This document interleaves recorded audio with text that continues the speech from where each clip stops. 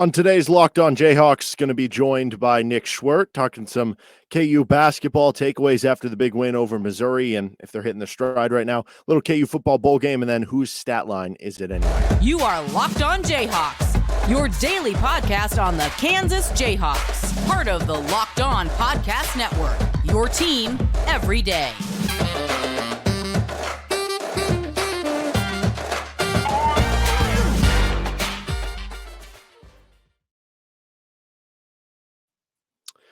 What's up? Welcome to another edition of Locked On Jayhawks with Nick Schwert here. On this one, I'm Derek Johnson. You can also hear me from 3 to 6, Monday through Friday on KLWN in Lawrence. On Sports Talk, you can hear Nick as well on the Wave in the Wheat podcast and on 610 with Cody and Gold from 10 to 2 in Kansas City. Thanks for making Locked On Jayhawks your first listen every day. We're free and available wherever you get any of your podcasts. And on today's edition of the show, we're going to be going over some KU basketball takeaways after a couple blowout wins for them over Missouri and Seton Hall, most recently against Mizzou. Little KU football bowl game talk ahead of the Arkansas game in the Liberty Bowl, and then finish things off with whose stat line is it anyway. This episode of Locked On Jayhawks is brought to you by Sling TV. Don't miss this week's matchup between Kansas and Indiana. That's happening on Sling. Sling TV, the TV you love for a price you'll love too. Try it today. All right, starting out with some KU basketball here with Nick Schwert. What do you think is more meaningful here? Is it that the fact that they have blasted their last three opponents since having their first loss of the season, or is it the fact that you have your first true road game and it clearly did not bother you at all? Which of those two do you think has longer term reverberations? I would probably lean towards the former, though I don't think the latter is insignificant. It's tough because I came away from the Missouri game having far less respect for Missouri as a basketball team than I did going into it. Now, that's not to say that environment doesn't matter, that you can't take anything away from that, because even though KU will face better teams than Missouri, I'm not sure they're going to play in a more hostile environment. They won't all season long, but it didn't matter, mostly because that was a putrid performance, effort, and game plan that we saw from the Missouri team. So that's why I kind of pushed that one to the side, at least for now, and look more about the big picture stuff and where this team is headed, because it wasn't just the loss, Derek. Like, they were moving in the wrong direction effectively the entire time they were down in the Bahamas, right? Because even in the wins against NC State, where you start to show a little bit and then having to eke one out against Wisconsin, Tennessee felt inevitable. It really did. Even if you didn't think they were going to lose that exact game, it felt like a loss was coming, and this team was sort of scraping by and trying to find itself. But I know we're not going to look back at the end of the season at wins over Texas Southern, Seton Hall, and honestly, Missouri, because I'm not sure any of those are tournament teams. But if that ends up being the catalyst for when you sort of righted the ship and figured out who you were and got yourself back on the right track, that wouldn't shock me whatsoever, because they have looked like a completely different team these last three games. Well, I think what it is to me is, if you are playing a team who's lesser, make them look like they're lesser. You know, the reason that like Gonzaga winds up like number one in KenPom every year, it's not because they play like a challenging non-conference schedule and they might beat a Baylor or a Kentucky. It's because they beat average or bad teams by a lot of points, right? And so showing that, I think, is just important. I mean, you're looking at the Seton Hall and Missouri game. Kansas was what, a 8, 9, 10-point favorite against Seton Hall, and against Missouri, I think it was 3.5. So basically, collectively, you were 13-point favorites, and you won by 54 between the two games. Like that says something too. Clearly, the big wins, like you have the opportunity to do against Indiana on Saturday, are more important, but that stuff's important too. It's hard to blow teams out, man. It really is. Margin of victory does have significance. You said it perfectly. There is value in winning by a lot. Just because you play a bad team doesn't mean there's absolutely nothing to take away from that game. No. What do good teams do to bad teams? They beat them by a lot. It's what Gonzaga does every single year when they're playing Pepperdine or Pacific. They're not just winning 80-74. Right? They're winning 97-58. And you say, okay, these two teams, they're not in the same stratosphere. Kansas and Missouri, Kansas and Seton Hall, Kansas and Texas Southern, they didn't look like they belonged on the same court together. You asserted your dominance over them and proved that, hey, we're in a different class than you. You're a team that's figuring it out. We thought we were figuring it out a month ago. Well, now we really know where we're at. We may not be where we want to be yet, but we know we're a few classes ahead of you guys. My biggest individual takeaway, DeJuan continues to do great things. I think Jalen, another game where you just look up and you're like, oh, he had 24 and 10, which is certainly about as much as you could say about being like an All-American candidate. But the KJ Adams game, that's kind of what that one felt like with the 19 points. And, you look at the past few games, I think he's scored in double figures in 3 straight games here. He's obviously not somebody you're going to throw the ball in the block and he's going to hit a hook shot or go on a drop step or something. But I wonder if they have figured out how to get 5 offense with KJ Adams. And it's not from the traditional ways that we've seen under Bill Self offenses like David McCormick last season. But I wonder if just having him perfect those plays that we know Bill Self is so good at getting angles for, where basically it's just about, can you find the right angle and steal the guy off? You have a good passer to get you the ball with DeJuan Harris. Just having those, just catching dunks, being in the dunker position, making hustle plays. Is that enough for you if the way that KJ has looked these past few games for that center position and for the offense to be good enough now? It's such a tough question to answer because he's coming off a game where how could you say no? Look at what he did. But I know that not every team's going to give that same defensive performance that Mizzou did, where it wasn't just KJ. Everybody got whatever they wanted. There was no point in time where Mizzou battened down the hatches and said, okay, finally, we're going to lock in and play defense. Every other possession, it seemed like Kansas had a wide open shot, especially near the rim. So I've gone back and forth on it. I've talked a lot on this podcast about KJ, and I'm a huge fan of him. I think we get so caught up in thinking about the potential and the end of the road that we rush to that conclusion, right? This year, for example, when you think about who has the most potential at the 5 spot, who gives this team the highest ceiling, the highest upside, it's not KJ. I don't know who it is. Maybe it's Ernest. Maybe it's Zach. Maybe it's Zuby Ejiofor. But I know it's not KJ. I know it's not the 6'7" dude who can't score outside of 6 feet. It's definitely not him. Yet he is the only one of that bunch who is earning consistent playing time. And Missouri was the best example of why he's done it. But he's really been doing it all year. He plays harder than anybody on the roster. On anybody on the roster, not the bigs. There's nobody who has a motor like him. He is built like a brick bleep house, and he jumps out of the gym. He does a few things, but he does them really, really well. There are limitations to his game. There's no question about it. But if you just know who you are, if you have self-awareness, know who you are, and know how to maximize that skill set with the players around you, there is value in that. And if nobody else figures it out, if none of the other bigs come along, I still think I'm going to be bullish on this team because you have a guy, and some guys spend 4 years and never figure it out, Derek.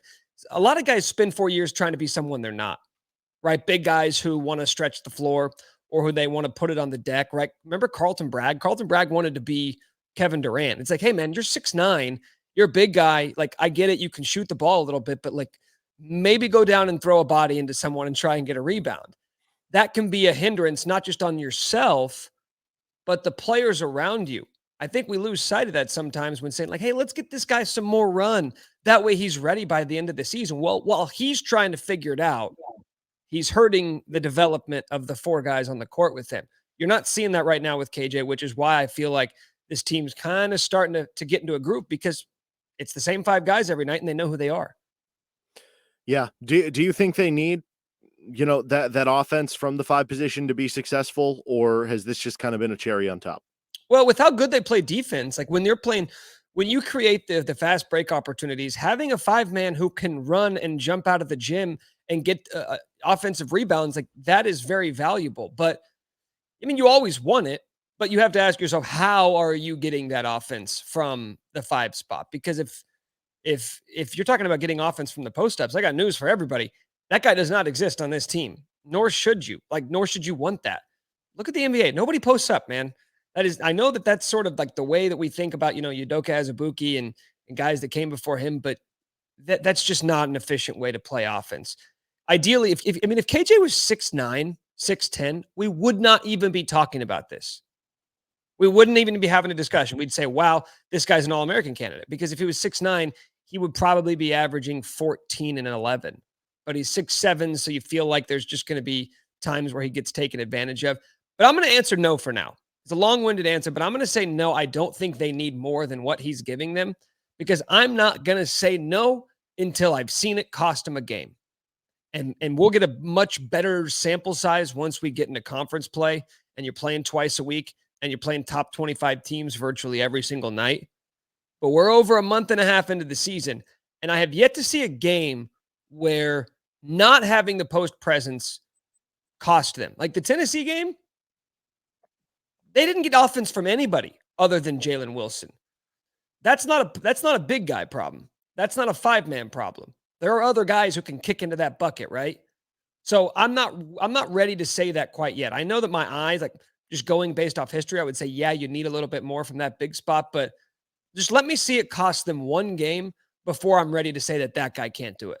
Yeah, I think I'm with you. We've seen Bill Self adjust so much through the years with lineups, so I think he can adjust just fine. And like I've used this several times on this show, so I'll probably retire it after I say it this one more time. How many years for the past like 3 or 4 years has Baylor been like one of the top offenses in the country? And how many years have they just had like a rim running big man who just dunks and does nothing else, right? Like Flo Thamba and Mark Vital, like those guys aren't doing more than KJ is. So it's very possible. All right. I want to get to some KU football here in a second. But first, this episode of Locked On Jayhawks is brought to you by Omaha Steaks. They have cut prices to 50% site-wide to make you give the perfect gift for any one of your loved ones. And the holidays are here. Achieve gifting greatness when you give the gift of perfectly aged, tender, and delicious Omaha steaks.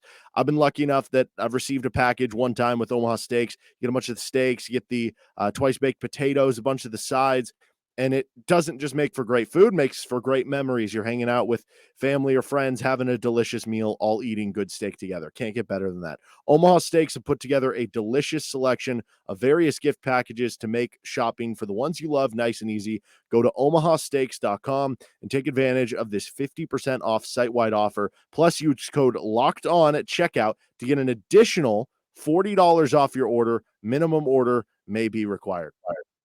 On to some KU football here. This is going to be your last show before you take off, and you're going to be heading out of overseas and whatnot. So won't have a chance the week of or the week before to talk KU Arkansas in the Liberty Bowl. Forget the X's and O's or what this team or that team does well on paper. Both teams good offense, all that stuff. Forget all that stuff. Is there a chance that KU is just way more juiced for this game? And we get the classic, SEC team didn't want to be here. Maybe, because Arkansas, historically goes to a bowl about every other year. I know they went last year, and who did they beat? They played in the Penn State. Yeah, they I was about to say, I knew it was a big team. They beat Penn State in the Outback Bowl last year. So this team has been there before. You know what's so funny about that is that's sort of the reason behind the theory as to why Missouri didn't want to play Kansas in the Liberty Bowl, because, hey, if we're just going to play in these meaningless bowls that nobody cares about, let's just get it out of the way before Christmas. Everybody go home or to get on with their year and get on with their lives. So I do think there are schools that think like that. And as excited as Kansas is to go against an SEC team, what do you think if you're an Arkansas football player and you see we got Kansas? We're playing Kansas, right? So just to remove yourself from the equation, it would be like if you're an Arkansas football player and they're saying, hey, we're going to the Liberty Bowl and we're playing Rutgers. You'd say, oh, well, maybe I won't need all those family tickets after all. Maybe my parents are just going to stay home and watch this one with the rest of the family because it's Memphis in December. That's the other part of this. It's not a destination for late December, man. So it wouldn't shock me whatsoever. This is like manifest destiny for Kansas to be in a bowl game for some of these kids who have probably never thought about the prospects of doing it when you signed up to be at Kansas, either because nobody else recruited you or because you're an in-state kid, right? It's just a little bit different when a program like that makes it to a bowl game versus another team that just expects to be there every year. I think that you have the 3-4 weeks off in between when they last played to this one. I'm expecting Jalen Daniels to look like the guy we remember from the beginning of the season. Are you expecting that? And if it doesn't happen, would that be worrisome at all?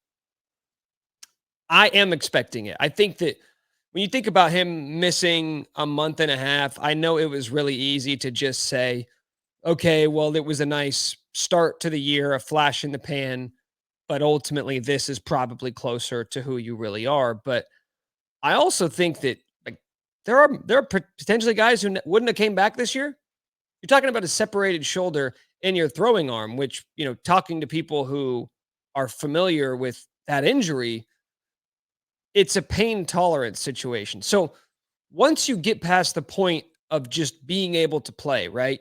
Being able to deal with the pain, you still have to overcome the hurdle of, oh yeah, that shoulder that you chucked the ball down the field 50 yards with, it was separated. So the effectiveness is the next hurdle to get over. And the idea that you weren't playing football, you weren't getting hit, you weren't going through the same reps that you were going through early in the season. You took 6 weeks off and you just expect to hit the ground running in the meat of your schedule, mind you. What's so funny, dude, Derek, I go back to that K-State game. That was 3 weeks ago. And the way I think about K-State now after seeing them beat TCU and be the Big 12 champions, do you view K-State, like in hindsight, do you look back at that K-State game as like, wow, we didn't know how good K-State was at the time?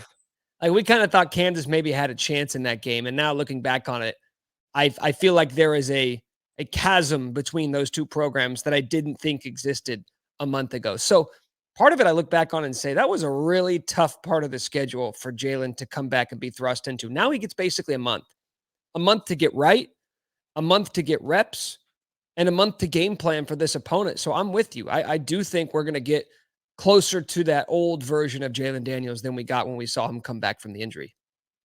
I had Kevin Flaherty, friend of both of ours, on the show with RCST last week, I think, in 24/7 Sports. And I was asking, like, if Kansas wins the game, they bring back a lot of starters, at least on paper too, next season. Is there a chance they could be preseason top 25? He said yes. He said that's been like a conversation as they're getting ready to release that once the season goes down. How much do you think the result of the game will impact the way we view the team headed into 2023? It does. Even if it shouldn't, it absolutely does for teams every single year because it's the last thing you have to hold on. College football off seasons are long. And we fill them with things like National Signing Day and spring games and fall practices. But the reality is you go about 8 months between games. We take this season that is so wild and crazy, and we talk about valuing the importance of the regular season. And the reason we do that, Derek, is because if you don't value the regular season in football, you're really only valuing 1 month, and that makes it seem rather hollow. So we've inflated the regular season to mean that to be this massive thing because it lasts for such a short amount of time. And you know as well as I do, a lot of lying to yourselves going on in the off season, a lot of manufacturing hope. This is what I'm hearing from practice. Oh, apparently coaches love this new guy. Oh, actually, they said he's better than the one who left and transferred to the other school. The guy who, the guy we thought was the best, the left guard from last year, we thought he was the best guy on the offensive line. Turns out the dude who was waiting behind him is going to be even better. They've added new wrinkles to the offense. They figured out what teams were. We do it, man. Every single face does it. Is all you have to do is go off of hope. It's the only thing you can cling on to. So if you win a football game, if you win your last game of the year against a team from the SEC, you have 8 months to convince yourself that this is something more than it is, even if it's not. If it is real, then that's great, but it's not because of that one game. It's because of the totality of what we've seen over the last 4 months. The fact that a 2-win football team turned into a bowl team and got to face an SEC team in late December. Like that to me means more than the individual outcome of the game. But because we have so little to go off of, the outcome of that game goes a long ways towards determining whether or not this team is going to be respected on a national level. All right, going to finish things off here. Whose stat line is it anyway? First, you got What's to the try record? this. What's the record, by the way? I think you're undefeated. 6-0, right? I'm 6 ready. 0. We'll put it to the test. Little harder ones this week. All right, you got to try this. I'm talking about Built Bar's new reimagined flavors: cookie dough topper, coconut brownie bar, coconut brownie topper, white chocolate peppermint granola. Perfect for the holiday season. It's Built's take on the granola bar, so it's more filling. It's still insanely tasty, and candy cane brownie puff too. Built Puffs are like biting into the universe's most delicious cloud. First off, for anyone who hasn't tried Built Bars before, they're literally the best tasting protein bars ever built. They're revolutionizing nutrition as we know it with 100% real chocolate, 17 grams of protein, and shockingly low sugar and calories, just 130 calories. Built. You got to try this. Get 15% off your order right now by using code LOCKEDON15. That's LOCKEDON15 at built.com. Whose stat line is it anyway? As you teased, you are 6-0. You have not missed one so far. These ones are going to be a little bit more difficult. The Missouri game did not necessarily provide a lot of tough to figure out stat lines. The 5 starters all had incredible stats that were very fitting to their numbers, and the bench didn't really do anything. So I have your favorites per 40 numbers. I should actually do plus minus, individual plus minus numbers for games. That would be funny for you. I have a couple per 40s and then a December player. All right. Okay. See, First okay. up. I'm not going to complain yet, but I will later. I can already tell. All right. Per 40 number. This is the first one. 24.6 points per game. 0 rebounds, assists, steals, and blocks per game. By the way, the 24.6 points per game is second on the team in per 40 numbers. Can you give me some shooting splits? I believe 67% from 3 is what I can give you. Michael Jankovic. Yeah. By the way, I had an alternate spread on that game. I had KU 20-25. Jankovic steps into one from about 34 feet and it's butter, dude. The net hardly moves. That guy, and that was my initial instinct was that it was him because I'm like, well, who only shoots while he's out there? But I needed to know how good of a shooter he was because also I don't think I've seen him miss yet. Okay, I have another per 41, but this is the opposite end of the spectrum. Normally per 40 stats are like that, where it's like, oh, Michael Jankovic is the greatest player of all time if you extrapolate out with per 40.